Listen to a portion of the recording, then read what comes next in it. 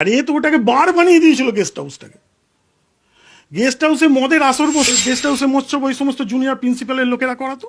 কারা তারা? প্রিন্সিপালের যে সমস্ত ওদের যে নেক্সাস, ওর যে বাহিনী 7-8 জনের একটা বাহিনী ছিল। কোনো টেন্ডার মানেন না, ভেঙে ভেঙে 1 লাখ টাকার নিচে বিভিন্ন রকম টেন্ডার করেন, প্রচুর স্টল উনি বিলি করে দিচ্ছেন।